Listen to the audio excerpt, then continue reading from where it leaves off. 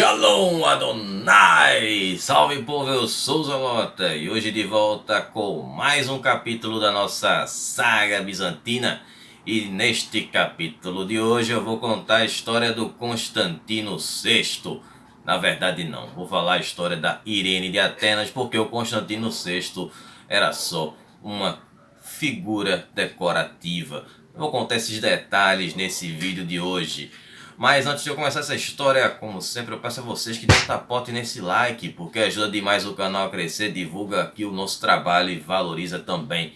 E vocês que são novos, sejam muito bem-vindos. Se você que está acompanhando aqui a saga bizantina ainda não se inscreveu, se inscreve aí, tem um conteúdo aqui, tem muita coisa interessante, muitas coisas que eu tenho trabalhado aqui do Oriente, da Ásia, da África, enfim, tem Ocidente, tem a saga romana e a nossa saga bizantina, onde eu conto a história de todos os imperadores bizantinos, inclusive os usurpadores, assim como eu fiz na saga romana. Então se inscreve aí e também ativa as notificações, não tapota nessa sineta aí para todas as notificações, e me siga no Instagram, @usalota, para você ficar sabendo das novidades do canal, participar das enquetes e também acompanhar o meu vídeo do Curta com o Zelota, onde eu trago um conteúdo extra aqui dos vídeos. Mas se você for membro do acampamento Zelota, você pode assistir com antecedência esses vídeos aí, que é material bem interessante, que é um complemento aqui dos vídeos.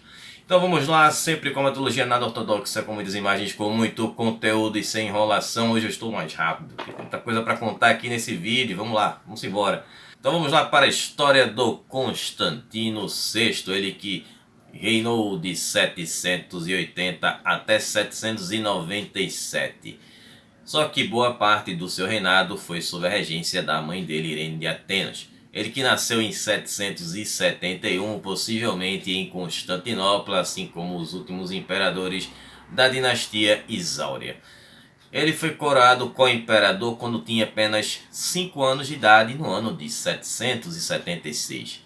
E aí ele ficou de 776 até 780 como co-imperador do Leão IV, até a morte do Leão IV, e aí ele se torna o imperador sênior, o imperador principal, né, o único imperador, quando ele tinha apenas 9 anos de idade. Só que como ele era menor de idade, obviamente ele não iria ser o imperador, ele teria como regente a sua mãe, que era a Irene de Atenas, e que contou com a ajuda de um primeiro-ministro, que era um eunuco, que se chamava Estaurácio. Como vocês já acompanharam a saga romana, e até mesmo aqui na saga bizantina, sempre que tem o eunuco no meio, tem confusão e tem histórias interessantes. Então aí boatos começaram a circular a respeito da morte do Leão IV. Como eu falei no vídeo anterior do Leão IV, aliás, se você não assistiu, vai lá, vou deixar o card aqui, depois você volta para cá para assistir o vídeo, senão você não vai entender nada. E se você chegou aqui por acaso, aí vai lá para o começo da saga bizantina. Se for para a saga romana, melhor ainda, que aí você vai seguindo as histórias todas. E aí, pessoal, o que aconteceu foi que o Leão IV, como eu falei, ele morreu por conta de uma febre, né, devido à pneumonia que ele tinha, né, essa pneumonia que já acompanhou ele por boa parte da vida dele, que morreu jovem, com 30 anos.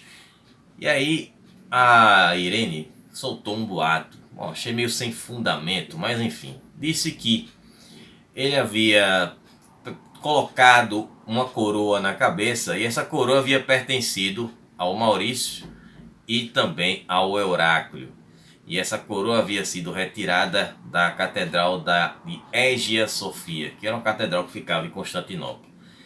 Ok, e aconteceu, eu fui dar uma olhada a respeito novamente daquela relembrada, né, refrescada na memória da história desses dois, para ver que tipo de mazela essa coroa poderia ter passado para eles.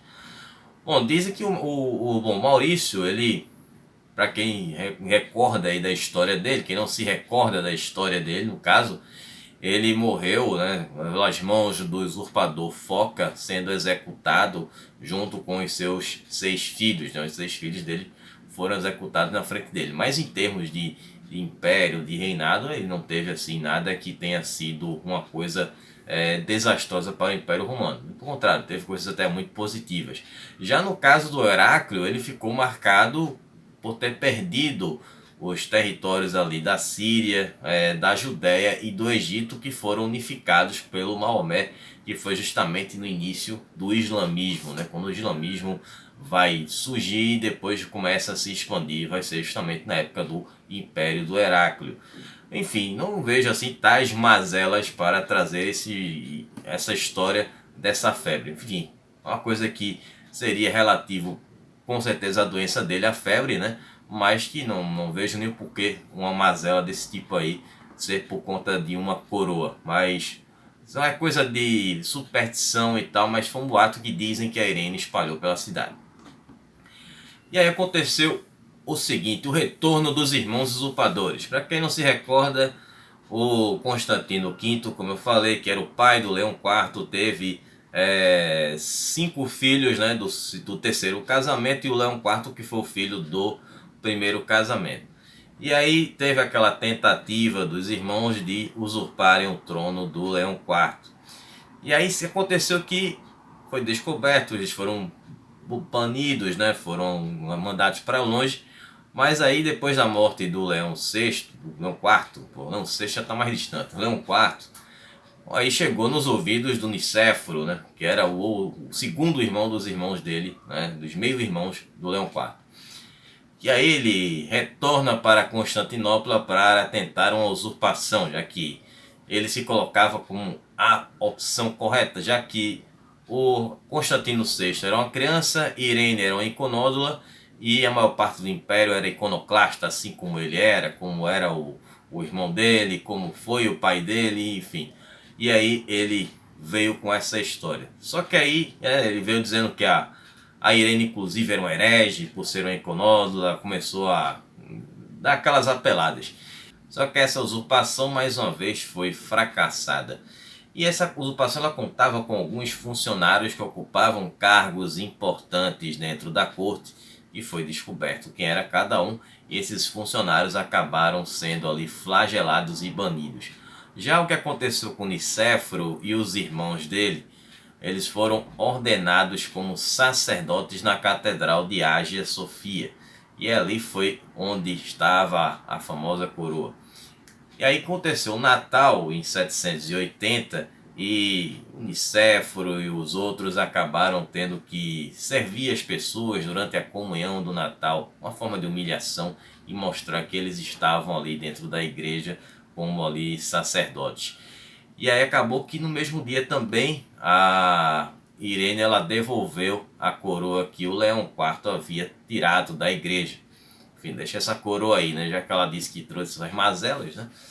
E aí, como uma estratégia da Irene de se aproximar da família do Leão IV, seria pegar a única moça, né, que tinha todos os filhos do Constantino V, que era a Antusa, e convidá-la para ser co-imperatriz com ela. Só que a Antusa ela não aceitou o convite, ela tinha se tornado freira, disse que a sua vida seria voltada para a igreja, e foi o que ela fez, tanto que ela acabou se tornando uma santa, pelo menos ali nas igrejas do Oriente, as igrejas cristãs do Oriente. E aí a Irene ela começou a demonstrar que ela tinha muito mais poder do que as outras imperatrizes que a antecederam. Tanto que é o caso que ela mandou cunhar as moedas com a esfinge, né, do Constantino VI, e na outra face da moeda a própria imagem dela, o que era uma coisa completamente incomum, que mostrava que ela não era só uma regente, mas ela era a co-imperatriz. Então isso já começou a chamar a atenção das pessoas, porque para quem não se recorda é que a última regente que teve foi justamente a Martina, que era a esposa do Heráclio, lembram dela do vídeo do Heráclio?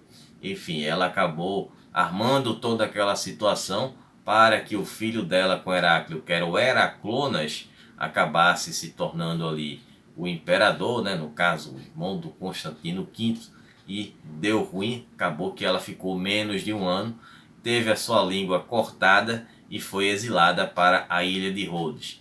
Então o que se esperava de Irene é que acontecesse a mesma coisa, que ela também fosse punida, que ela também tivesse algum tipo de fim sangrento, doloroso e rápido. mas não foi o que aconteceu. Em 781, a Irene procurou uma aproximação com o Império Carolíngio, que estava crescendo, estava tomando o Ocidente, e também do Papado, já que teve aquele rompimento na época do Constantino V com a imposição da iconoclastia, que acabou dando nessa situação dos francos dominando Roma. Os lombardos já tinham deixado de ser uma ameaça, o reino lombardo já estava se extinguindo nessa época. E aí ela negociou o casamento do filho dela, do Constantino VI, com a Rotrude, que era uma moça filha de nada mais nada menos do que Carlos Magno. E aí foi feita a negociação, só que o Carlos Magno não estava lá, ele estava em uma campanha contra os saxões. Mas o acordo foi feito, tanto que ela mandou um secretário para que ele fosse até a Itália para ensinar grego à moça, a Rotrude, a noiva do seu filho. E aí aconteceu que ela mudou de ideia, e no ano de 787 ela acabou rompendo esse noivado, o que deixou Constantino VI furioso. Mas eu vou voltar a este assunto logo mais na frente. Porque aconteceram rebeliões durante esse período, entre 781 e 787. Bom, a primeira aconteceu em 782, que foi conhecida como a Rebelião de Élpidos. Élpidos ele era um governador da província da Sicília. E aí ele foi acusado de conspirar contra o Império. Alguém disse que ele estava conspirando. E aí ele acabou conspirando, se rebelando mesmo. Disseram que ele estava conspirando, eu estou conspirando, então eu vou conspirar. E aí foi o que ele fez. Ele acabou fazendo uma rebelião, teve um motivo para isso. E a Irene mandou uma frota para a Sicília, onde ela enfrentou, ela não, né, os generais dela enfrentaram o Élpidos.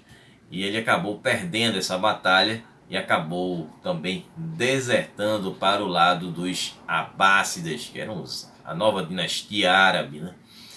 Bom, lembram que no vídeo passado eu falei de um ataque que o Leão IV ele ordenou, comandou e fez também parte junto com vários generais que ele havia lhe dado uns donativos generosos, que ele lutou contra os Abássidas, conquistou ali uma parte da Síria e tal. Bom, só que teve o troco, né? Os árabes não deixaram aquilo ali para lá, né? De lado não. E aí aquele ataque do Lachanodrakon, com todos aqueles generais, cada um de um tema importante do Império Bizantino, acabou sofrendo essa retaliação. E aí os árabes eles retalharam esse ataque na época do reinado do califa Harun al-Rashid, ele que inspirou o livro Mil e Uma Noites. Esse é um livro que é um livro clássico, né? As Mil e Uma Noites. Dizem que inclusive ele é um personagem que inspirou aí as histórias que aconteceram no livro. Quem leu o livro sabe o que aconteceu, né? Aí aconteceu que o seguinte, ele atacou a Anatólia e o general, que era da tema de Bucelário, que era o Tisatis, que estava naquele combate contra os sírios, ele também desertou para o lado dos Abássidas. E quem estava comandando o exército bizantino era justamente o eunuco, Eustarácio. Ele acabou sendo feito de refém. E a Irene, que prezava muito por ele, não tinha mais outra pessoa de confiança, era o homem de confiança dela, né, que era o Eustarácio, o eunuco, acabou tendo que pagar ali uma quantia para libertar ele e conseguir também uma trégua, né? Que foram de 70 a 90 mil dinários por ano. Não denários, são dinários mesmo, que era a moeda dos árabes. Os denários eram as moedas do Império Romano. E aí teve mais outras coisas, seda e mais outras coisas que ela teve que dar, liberdade para o mercado. E aí ele acabou sendo liberto e teve essa trégua de 3 anos. Nesse mesmo ano, esse cortesão favorito dela, o Eustácio, o eunuco, ele conseguiu pelo menos uma vitória, depois de tantas derrotas, tantos generais ali desertando. Ele conseguiu uma vitória contra os eslavos nos Balcãs, e aí foi a única vitória, né, que foi para fazer uma re-helenização bizantina na região dos Balcãs. Agora, o fim da imposição da iconoclastia, que foi a única coisa positiva que Irene fez durante o seu reinado.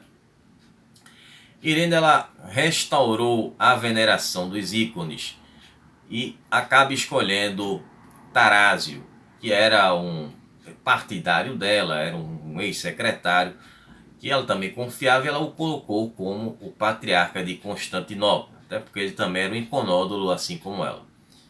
E aí ela resolveu fazer um concílio para definir que a iconodulia estaria de volta e que seria oficial.